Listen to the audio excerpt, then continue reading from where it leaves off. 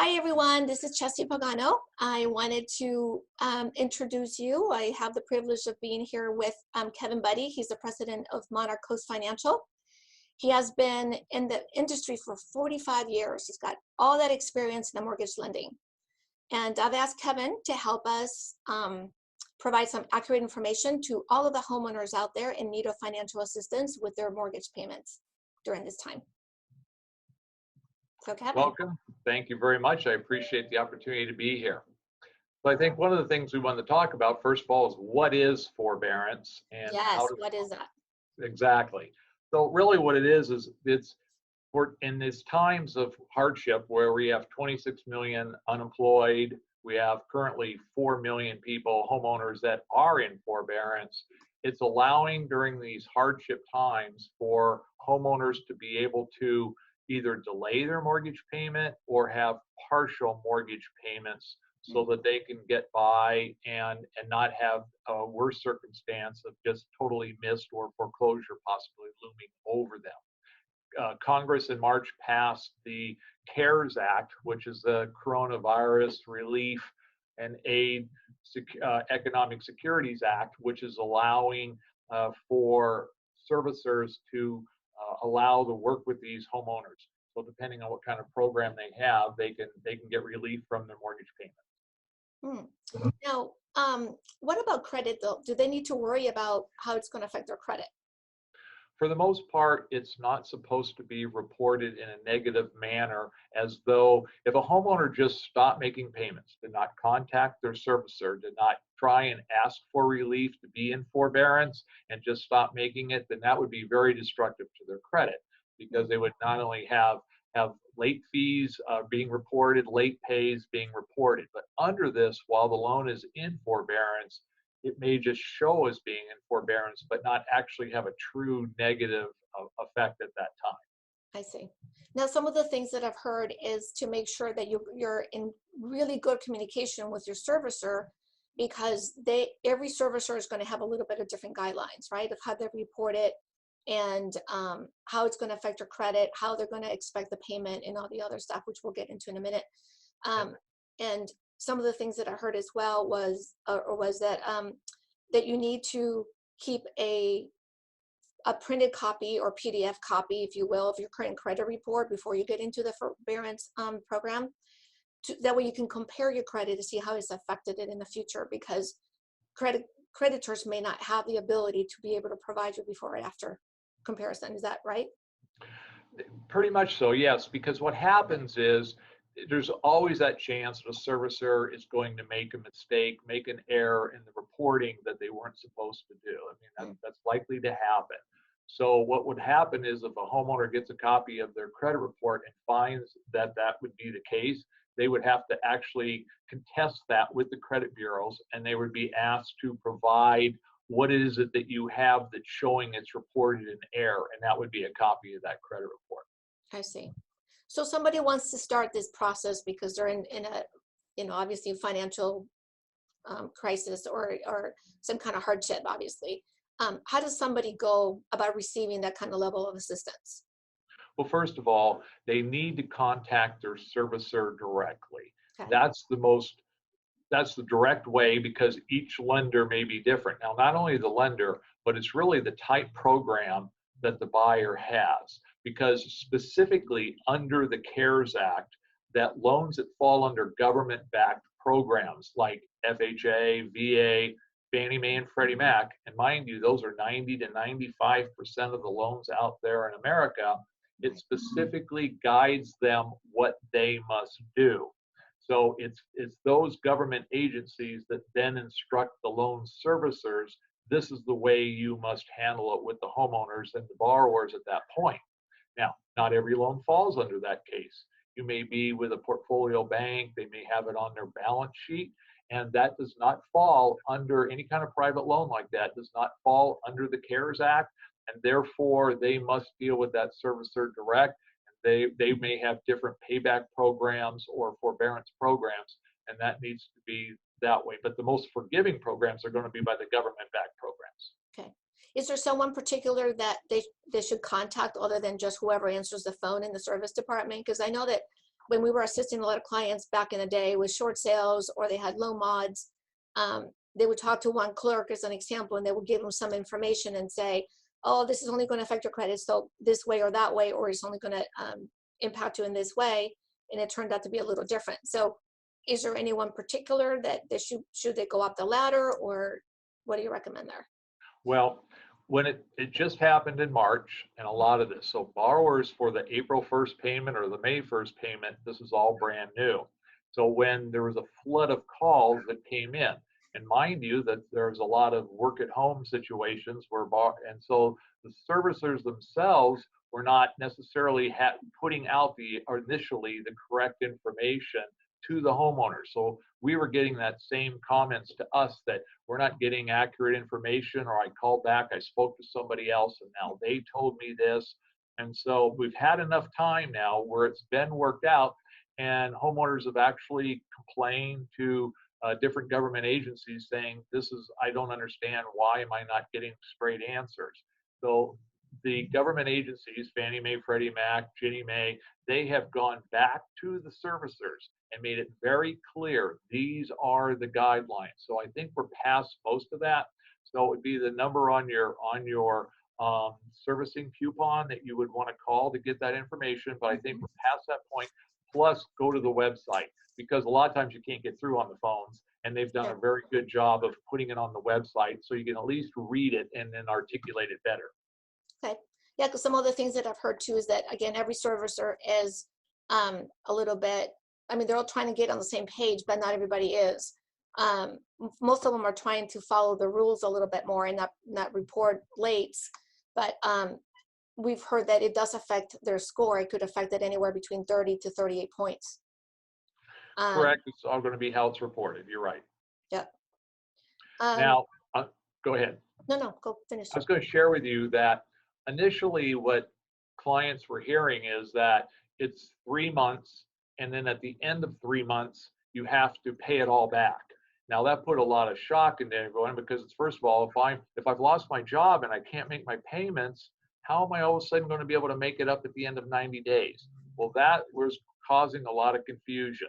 A lot of the private lenders not falling under the CARES Act, that's what they still may be telling some of their clients, because that's the way they do it. But again, the vast majority of mortgages, now that Fannie, Freddie, Ginnie, and FHA and VA allow up to 6 months worth of deferred automatically, either deferred or partial payments. And if you're still at a hardship basis now at the end of that time period, you may apply for an additional 6 months. So currently, under government-backed mortgages, you can have up to 12 months of forbearance on your program. Wow. So if somebody says, "Oh gosh, I still can't pay you back," I'm not able to get out of this hardship, is that what would you assume happens next? Well, there's a couple ways. The repayment program that they're going to offer them when it really gets to the end, or they're at that point, is they're going to say, well, what if for those that to answer that question, they're going to be in stay in a hardship manner, and if they don't pay it back, because it is required by law that be paid back. So there is no way around that. And if you don't do it, you will risk foreclosure on your property. So you would probably want to sell your home and take advantage of the equity at that point. So also now what they're going to do is most of the repayment plans are either a partial payment or adding it to the length of the loan, which will allow be paid even longer period of time. But not being able to pay it back is going to be very detrimental. Yeah, that's for sure. Now, I know you mentioned that, some people might have to sell, but we had a circumstance with a client that, they called us in a panic. I lost my job. I don't know if I want to apply for this program, and I think I just want to sell. So obviously we give them a proper consultation, and it turned out that they really didn't want to sell. And with knowing that, it was in their best interest to just lease out the home. So we helped them with that process, right? Because he knew that at some point he was going to be able to go back to work. He didn't want to affect his credit. He didn't want to have to take the program. So we helped them lease their home out. And it turned out great, because their mortgage payment was low enough to be able to accommodate for that for their rent payment. So now they're able to keep their home, and as soon as things get back to normal for them, they can move back in and not lose their home or not have to sell it. That is a great, great point, Jesse, and I'm glad you brought that up because I've not heard anyone else really suggest that or throw that out. The most common thing you read or hear is if you can't make your payments, sell your home. So obviously, through your experience, you've now realized that leasing the home also creates another option. So Right, you'd be of a good course. ally to help them. Yeah, it's good to understand what the real needs and wants are in order for you to, properly help them. Right. So, what would you be your best advice that you would like to share with everyone? Well, communication is the key with your loan servicer. I realize it's difficult. It can be embarrassing. It could be, very stressful on any homeowner who has found themselves in a position where they can't make their payment. But they need to communicate with the lender because they're going to want to help you. They're going to want to make this work. Because if you just stop making your payments, if you're not in communication with them, the worst case will happen. They either need to, and if it's not going to work out what they're getting with their sellers, their servicer, they need to reach out to you because then you offer those other options that will help take care of it. But communication with somebody to ask for help is the best means. That's great. Now, just real quick, Yeah. how has this forbearance program affected the lenders from Well, that perspective? the guidelines, it's going to be based on the actual lender. But what we're happening now is when a loan closes, let's say in our example, we're a mortgage banker, so we fund the loan, it's in our warehouse line, we're waiting for the investor to buy it. If during that period of time, if the borrower goes into forbearance or doesn't start making their payments, then what will happen is the investor will not buy the loan. Let's say that the investor buys the loan and now they have it in their possession. If the borrower goes into forbearance, they're going to keep the loan and just work with them. If you're a homeowner that's been in your home a long time, but you've been thinking about refinancing and you enter into forbearance, most lenders will not work with you on the refinance until you are out of forbearance and any monies that were deferred, delayed, are paid back. So once it's back to whole again, then you're going to be able to get it. It's not like a short sale. It's not like a foreclosure where you have waiting periods and times. They just want to make sure that part's cleared up, you're out of your hardship, and then you can get help with a refinance or purchase. Yeah. So how has this affected the institutions though themselves, based like financially? We talked about interest rates at one point, how it's been everybody's wondering why rates haven't come down. Can you talk about that piece? Absolutely. So one of the things that was a problem is the loan servicers are required when a borrower is not making their payment to pass those interest payments along to the investor, the bondholder. And that would be Fannie Mae, Freddie Mac, or whatever who the investor is. So they weren't equipped for this because if you go back to January, February, we're at the 50-year unemployment low. We had the 50-year low of ever having foreclosures. So loan servicers were totally caught off guard when all of a sudden this many homeowners stopped paying. And because now there's 4 million people in forbearance and there's 26 million unemployed. The problem is they're not going to be making payments. So the bondholders don't want to actually buy loans right now because they said it's at risk of not getting paid. So one of those things, so what happens is that kept rates artificially high. And in some cases, there's still certain types of loan products that are not desirable, such as cash out refinances. Because the investors are worried that if they cash out on it, there's usually a high propensity of cash out refinances. Then they'll say, we got our cash, now we either request forbearance or we just abandon the house altogether. So it's holding rates up. There's all the industry experts are predicting that once we've kind of worked through this, everyone's back at work, we've opened up and things have done it, we may actually see lower rates in the future because that fear of lack of payment will go away. They'll have a better control on it. And there's an excellent chance going into 2021, we're going to see the rates where we think they should be because the economy will still be slow. There won't be runaway inflation. And we're going to get an excellent opportunity to buy a home at that time.